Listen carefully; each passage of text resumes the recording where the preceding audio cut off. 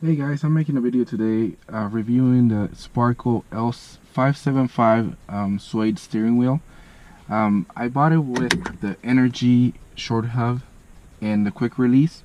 This is the 2.5 Quick Release. I like it better than the 2.0 or the 3.0 because 2.0 this is too small. The 3.0 is too big, it looks like big ears. 2.5 is just perfect. It's nice and easy to install. You can just set the steering wheel and push it in. It locks into place. The steering wheel is really nice. The suede it's soft and feels really nice in your hands. The only thing I didn't like about the steering wheel is that it does not come with this screws here.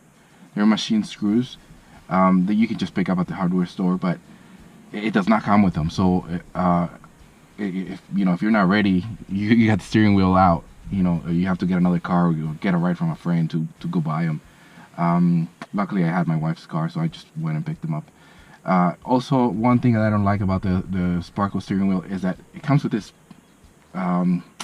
sticker. It says SPARCO on it. It's really cheap. This is a good steering wheel. It's a good brand, and instead of being a plate or something, it's just a sticker. Mine came with a small scratch right down the middle.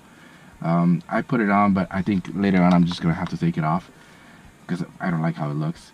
But overall, the steering wheel, it's really nice. It matches the Alcantara on the seats. This is a 2019 STI, and it matches really good. I like the red leather down the center. But yeah, it's a really nice steering wheel. NRG Quick Release, really nice and easy to install. I did it like under an hour. Fairly easy. I just watched some videos online and just installed it. But overall, it's really nice. Alright, hope you guys liked the review.